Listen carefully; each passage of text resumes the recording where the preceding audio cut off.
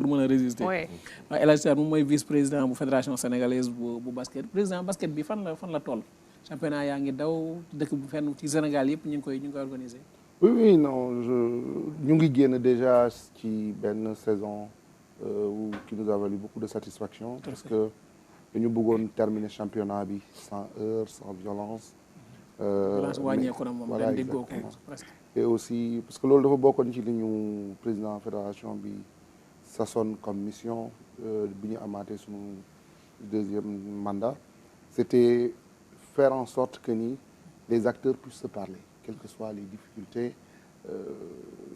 Sport c'est pas très propice pour ay scènes de violence. ay sànni ay mbuusu ndox. ay supporters di sànni ay xeer. jaay dañu mënoon loolu nag da ngay mën a équipe bi ñu jël mbuusu ndox sànni. pour casser wala des fois diwlin. mbuusu diwlin. parquet bi ça devient glissant. donc mais finalement je pense que ni c'est les discussions et les rapprochements yi am entre les différents clubs. Et rappeler aussi la chance que nous avons avec cette nouvelle équipe fédérale, c'est que nous avons une équipe très inclusive sur le maillage national déjà. Man yow fekkee nga bi may ñibbi si Sénégal nekk ñibbi si Ziguinchor pour développer waat basket bi président de club président de ligue ensuite ñëw fédération boo demee Saint-Louis il y a une présence boo demee Thiès il y a une présence un peu le Sénégal oriental Kolda. Donc, les gens se retrouvent, en tout cas, dans les instances dirigeantes, et au moins, on priorise la discussion. Et la plupart des présidents de clubs, même si on n'est pas des amis, on se parle. Donc, benen objectif, c'était il fallait nous terminer la saison dans les délais.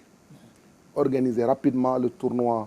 national de deuxième division pour xale yi mën a yëg. dem jàngi. Voilà, mën a teel a tëj dem jàngi. Mais surtout, 2025 dafa di année de compétition. Oui. Nous avons 2 compétitions majeures notamment ci jigéen ñi Afrobasket ci góor ñi Afrobasket. Donc ba noppi ñu am Basketball African League buy am fii chaque fois en partenariat ak NBA Africa. Ce qui fait que Dakar Enjeu basket. Voilà, il fallait ñu terminer rapidement mais surtout ñu démarrer waat très rapidement. Là déjà on veut démarrer fin novembre début décembre parce que souvent dañ doon tàmbale ay janvier février da doon répercuté wu voilà donc là je pense que ni on peut tirer un bilan très satisfaisant ci saison bi ñu génn léegi nag ce qui est en jeu mooy li ñuy waajal ici à Dakar mooy les fenêtres de qualification pour Afro exactement pour novembre. Aziz yaa ngi wax sànq wàllu sécurité bi mais man mystique bi lay taxaw parce que ni ñu koy casser ci football bi même des fois def na ci effort à ce niveau aussi qu'est-ce que la fédération a fait pour au moins encadrer lu mel noonu. Oui, mais il faut déjà rappeler que le problème du mystique au Sénégal il est d'abord sociétal. C'est d'abord ñun ak d'abord kër ga lay tàmbalee culture bi la ñu sotti la ndox. voilà booy génn ñu wisal la ndox boo dee Casamance nga dëkk ñu ni yow bëri nga gàllaaj yàlla xam na ni ñun limite ñun sax loolu dañ ko banaliser donc en fait c'est dans nos têtes donc loolu c'est un travail que nous en tant que fédération on prend des directives on a sanctionné cette année à 2 reprises des équipes qui ont fait des pratiques mystiques ouvertes assumées mënoo ñëw ba buntu salle de basket rangale say nen di toj carrément nga naan nga war a dugg nga ne non du ma dugg tant que beneen équipe bi duggul sëriñ bi dafa ma ne woon moom mooy dugg alors que yow jot nga sa comment dire sa heure d'arrivée convocation voilà donc il fallait réprimer et aussi derrière privilégier le dialogue donc je pense que nous avons tous notre responsabilité là-dessus et loolu il faudrait que ñu gën ci góorgóorlu tey sama mbokk mbër yi dañu dem ba xaw ñoo dominer côté boobu voilà mais même ñoom ils sont en train de le démystifier parce qu'on a vu le combat Modou Lo Ama Baldé bi ñu fi doon wax sànq ki gagné tàkkuloo dara donc il faudrait que les gens quand même gën a jiital yàlla mais surtout gën a jiital liggéey parce que le sport n'a pas de secret kii mënul di xëy 6 heures du matin di dawi yow nga yeewu 19 heures nga bëgg am les mêmes résultats voilà donc je pense que là-dessus moom ñu ngi ci góorgóorlu anam waaw ñu ñëw ci fenêtre 2 bi moom tamit wàccaay yi fan la toll gis nañ ni coach bi génne na liste bi déjà pour ñi nga xam ñoo war a dem jongante Sénégal am na chance pour qualifier. Absolument d'ailleurs man damay remercier président fédération ci wóolu bi ma wóolu dénk ma équipe bu góor ñi. Depuis un an et demi je travaille avec cette équipe parce que jeunes yi fa nekk yëpp daanaka c'est des jeunes avec qui je chemine depuis 2019. bi ñuy nekk U17 U19 aujourd'hui tey ñoom ñoo nekk équipe nationale l'entraîneur national muy Desagana Diop qui est un pur produit du basket local. juddoo fii basketé fii et dem NBA mu nekk sénégalais bi nga xamante ne ni c'est le seul d'ailleurs qui a joué une finale de NBA. Qui brille par sa modestie, par son humilité, mais aussi par son sens d'écoute. Très effacé. Voilà, et qui nous a beaucoup mis à l'aise depuis qu'il est en poste. tey gëj nañ fi dégg conflit ci góor ñi wala yu demee noonu c'est parce que on a un entraîneur bu dal bu xam ses limites qui respecte tout le monde et qui tire aussi le meilleur de ses joueurs parce que moom moo leen ji loolu. Voilà, donc la plupart des joueurs convoqués seront là incessamment et la fédération avec le ministère de tutelle muy le ministre des Sports on salue la ministre au passage ñu ngi liggéey pour que ñu mën a am tous les joueurs très rapidement mais aussi comprendre que ni on a un potentiel énorme avec l'équipe masculine. Ça a commencé déjà depuis 2017 où on a vu des jeunes comme Papi Branco Badio exploser. Tey le Sud-Soudan qui terrorise toute l'Afrique je pense que ni bu ñu amee ko ñu respecté sur le continent c'est le Sénégal parce que sur 4 rencontres on les a battus 3 fois donc ñoom xam nañu que ni aujourd'hui on a un potentiel réel et c'est pour ça que avec l'aide de Dieu ñun am nañu yaakaar ni que ni pour 2025 on peut aller au bout du continent inchallah. dina xaw a compliqué am nañ tamit Cheikh Sarr ñoo dajeeg ñoom Rwanda nga xam ne si ñun la jógee dem fa tamit yóbbu fa expertise bu am. Oui non mais Cheikh c'est un excellent entraîneur c'est quelqu'un bi nga xamante ne aussi il faut saluer le travail qu'il a fait bi mu nekkee fii. am na ay jeunes yu bëri nga xamante ne ni ñoom ba tey. il n'est plus entraîneur du Sénégal mais day continuer toujours di ci jàpp parce que nit moom fi nga bokk ak fi nga jéggaane mënul nekk benn. Voilà, mais ñun c'est avec beaucoup de satisfaction qu'on voit tout le travail qu'il est en train de faire aujourd'hui à Kigali qui nous connaît, qui connaît le basket sénégalais. C'est normal que tey bu ñu demee bay dajeek quelqu'un ki nga xamante ne ci biir kër gi la nekkoon mu mën a am mbóotu kër gi voilà donc Cheikh c'est un entraîneur que nous redoutons mais il faut aussi rappeler que ni tey kuy dajeek Sénégal ci basket en tout cas sur le plan continental doo nelaw nous demeurons malgré coow li yëpp la nation la plus titrée 11 titres chez les dames 5 titres chez les garçons donc ça il faut le faire et sénégalais naturellement ñun dañu am des a priori pour jouer au basketball et loolu je pense que l'équipe fédérale est en train de travailler toujours pour que ñu à chaque fois Maître Ndiaye da koy wax mooy ñun fédération on est délégataire de pouvoir du ministère des Sports l'idée c'est d'aller toujours au charbon régler les problèmes ensuite mën a delluwaat ci tutelle bi quand on a des difficultés qui nous dépassent et je pense que là-dessus on se battra toujours pour mériter cette confiance des autorités cette confiance des Sénégalais et je pense que ni inchallah au mois de novembre faudra nga indi anam parce que il faut ñu ñëw voilà ñu ñëw tester ko est-ce que du bàyyi boo wàcc su ma paree après ñu waxaat ko El Hadj damay taxaw ci école yi parce que tey tamit bu ñuy wax ñi nga xamante ne ni ñooy xale yi ñuy def sport tàmbali leen teel a tàggat dina bokk xëy na ci luy indi suba de grands joueurs foofu itam lu ci bëri ci yenn établissement yi dañuy ñàkk espace yoo xamante ne ni dinañ fa mën a defee seeni jeux qu'est-ce qu'il faut faire pour au moins mën a dimbali ñi nga xamante ne ñoo nekk dans les communes pour ñu mën a teel a di détecter des talents mais ñu am ay infrastructures yoo xamante ne dina adéquat. Voilà c'est une question qui revient souvent et d'une pertinence énorme pour man bu ñu nee fédération rek souvent nit ñi dañuy xaw a ils ont des attentes démesurées par rapport ak li nga xamante ne ni d'abord ñun mooy suñu rôle mais aussi li nga xamante ne mooy li ñu mën a def tey je pense que fédération bi ëpp moyen au Sénégal c'est le football gisaguñ leen fenn fu ñuy tabax ay stade parce que les infrastructures ce n'est pas du ressort des fédérations c'est l'État c'est des compétences transférées au niveau des communes basket voilà basket dafa fekk ni souvent ñun biñ ko doon bëgg bi ñuy nekk ndaw da nga doon xëy sa koñ am terrain de basket comme à Néma ou boo rombee panier bi rek tu es tenté de venir ñëw tester et c'est ça qu'on a vu que mi ngi disparaître ces dernières années loolu Angola loolu la ñu rawee exactement Angola 2 pas yoo doog gis terrain basket faut tourner gis te loolu day inciter xale yi ñu pratiquer donc on a aussi réussi une chose c'est de mettre en place depuis 5 ans de veiller à ce que la fédération mu fexe ba ligue régionale yi parce que on a des démembrements dans les régions mooy c'est les ligues que toutes les ligues soient fonctionnelles et les ligues aussi travaillent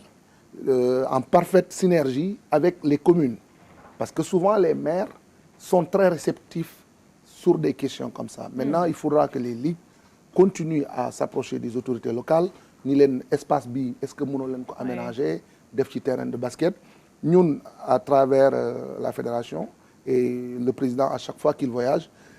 on se bat pour trouver beaucoup de matériel parce que basket c'est 2 choses il faut le ballon il faut les chaussures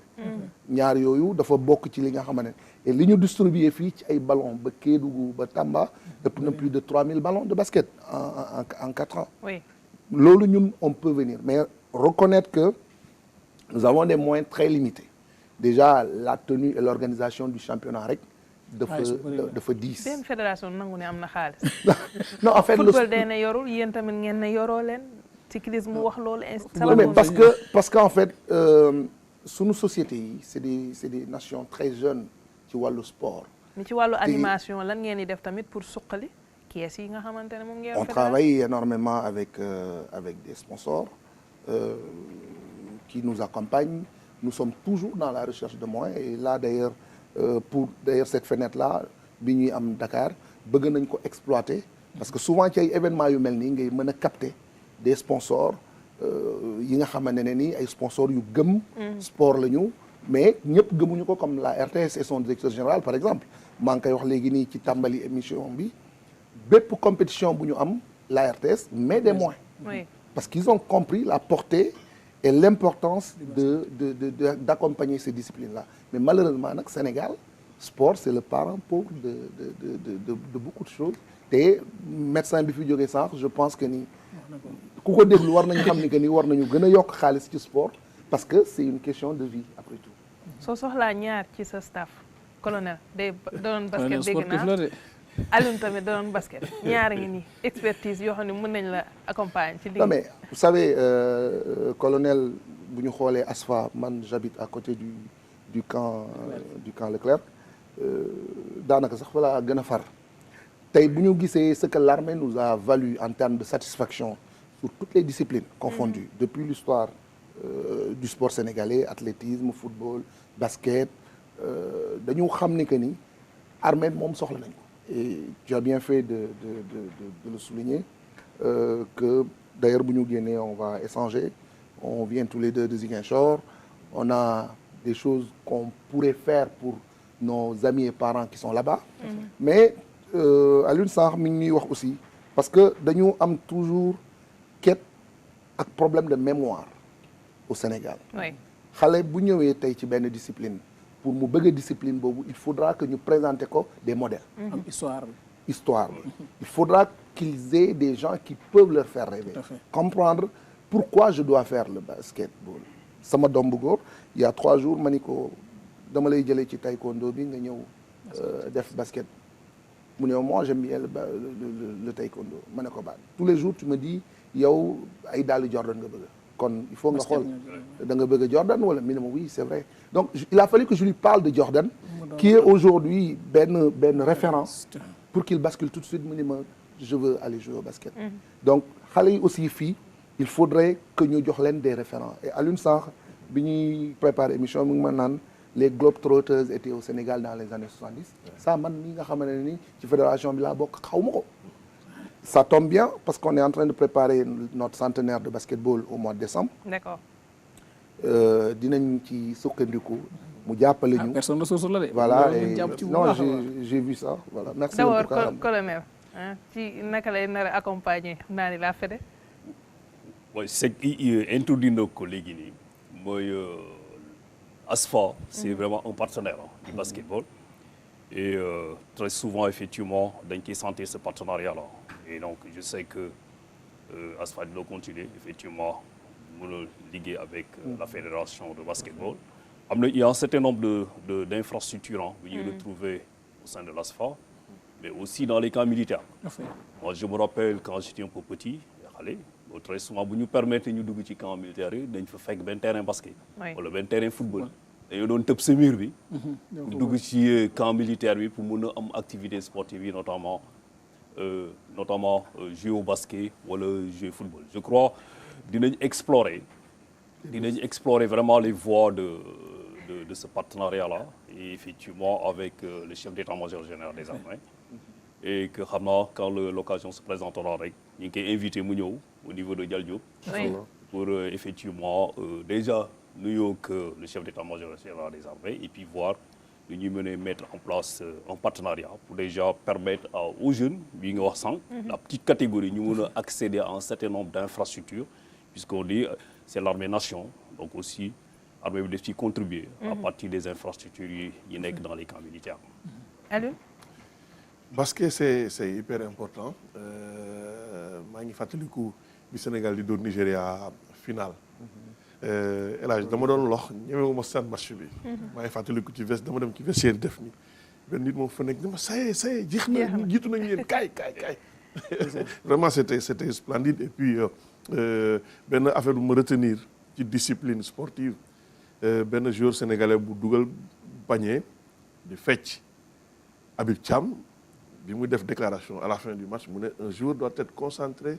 et respecter son adversaire jusqu'à la fin du temps réglementaire kooku du ma fàtte moom Habib Thiam wax ya Tanor Dieng yëngal bopp bi nii quoi mais oui c'est vrai final bu neex quoi et puis supporters yoo xam ne peut-être superstition mu ngi ci biir dañu jékki-jékki rek gis Tyson le lutteur waaye mais di galvaniser public bi gars yi mel ni